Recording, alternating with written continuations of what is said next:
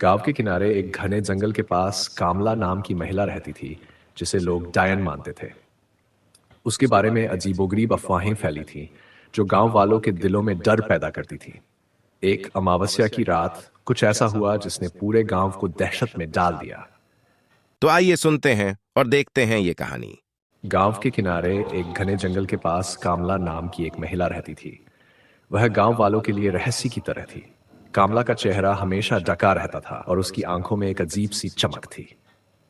गांव के लोगों के बीच अफवाहें फैलने लगी कि कामला कोई साधारण महिला नहीं, बल्कि एक डायन है। लोगों का कहना था कि कामला के पास कुछ अजीब शक्तियां थीं, जिनसे वह दूसरों पर जादू टोना कर सकती थी। गांव में कई सालों से हो रही अनहोनी घटनाओं का कारण भी लोग कामला को ही मानते थे। बच्चे गायब हो जाते, मवेशी बीमार हो जाते, फ्लाई और लोग बिना किसी कारण के बीमार पड़ जाते। गांव के बुजुर्ग बताते थे कि जब भी कामला की झोपड़ी से धुआं उठता था, गांव में कोई ना कोई अनहोनी घटना घटित होती थी। गांव के मुखिया ने कई बार कामला से दूर रहने की चेतावनी दी थी, लेकिन वह अपने घर में ही सीमित रहती थी और किसी से कोई मतलब नहीं रखती थी। लेकिन एक रात कुछ ऐसा हुआ जिसने पूरे गांव को हिलाकर रख दिया। वह अमावस्या की रात थी, जब आसमान में तारे भी नहीं दिख रहे थे। गांव के लोग अपने घरों में दुबके हुए थे, क्योंकि उन्हें कामला के बारे में कुछ अजीब सुनाई दिया था। कहा जा रहा था कि कामला की झोपड़ी से चीखें सुनाई दी थीं। मुखिया ने हिम्मत जुटाई और गांव के कुछ युवाओं को लेकर कामला की झोपड़ी की ओर चल पड़ा। जब वे झोपड़ी के पास पहुंचे तो अंदर से जलती हुई लकड़ियों की गंध आ रही थी और बीच बीच में किसी के रोने की आवाज भी। मुखिया ने दरवाजा खोला और जैसे ही उन्होंने अंदर कदम रखा, उनके होश उड़ गए। कामला वहां जमीन पर बैठी थी और उसके चारों ओर कुछ अजीबोगरीब आकृतियां बनाई गई थी। वह किसी मंत्र का जाप कर रही थी। उसकी आंखें लाल हो चुकी थी और उसका चेहरा विकृत हो चुका था। वह किसी पर नजरें गड़ाए बिना मंत्र पढ़े जा रही थी। गांव वालों को अब यकीन हो चुका था कि कामला सचमुच डायन है। मुखिया ने कामला को रोकने की कोशिश की, लेकिन जैसे ही उन्होंने उसके पास जाने की कोशिश की, वह अचानक उठ खड़ी हुई। उसके हाथों में एक तांत्रिक डंडा था, जिसे वह घुमाने लगी। अचानक झोपड़ी के अंदर एक जोरदार धमाका हुआ और कामला की झोपड़ी आग की लपटों में घिर गई।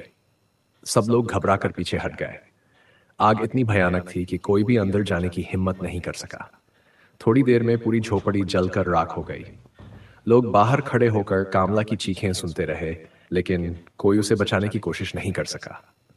अगली सुबह जब आग बुझ चुकी थी, गांव वालों ने झोपड़ी की राख में कुछ तलाशने की कोशिश की, लेकिन उन्हें कुछ भी नहीं मिला। कामला का शरीर तक नहीं मिला, केवल कुछ जली हुई हड्डियां वहां पड़ी थीं। गांव वालों ने सोचा कि अब सब कुछ खत्म हो गया है, लेकिन उन्हें गलत साबित होने में देर नहीं की। उसी रात कामला की चीखें फिर से सुनाई देने लगी। लोग कहते हैं कि वह जलकर मरी नहीं, बल्कि उसकी आत्मा अब गांव में भटक रही है, अपनी मौत का बदला लेने के लिए। कुछ लोग अब भी दावा करते हैं कि उन्होंने रात के अंधेरे में कामला की परछाई देखी है, जो गांव में घूमती है। उसकी आवाजें सुनाई देती हैं और वह उन लोगों को तंग करती है जिन्होंने उसके खिलाफ कुछ भी कहा था। गांव का माहौल अब पहले जैसा नहीं रहा। लोग डरे सहमे रहते हैं और रात होते ही अपने घरों में बंद हो जाते हैं। कामला की आत्मा ने गांव को एक भूतिया जगह में तब्दील कर दिया है, जहां कोई भी बाहर जाने की हिम्मत नहीं करता। कामला की कहानी आज भी गांव के बच्चों को सुनाई जाती है, ताकि वे डर के मारे रात को घर से बाहर निकलें। गांव के लोग मानते हैं कि कामला की आत्मा तब तक चैन से नहीं बैठेगी जब तक वह अपना बदला पूरा नहीं कर ले। वीडियो अच्छा लगा है तो चैनल को सब्सक्राइब और लाइक जरूर कीजिएगा।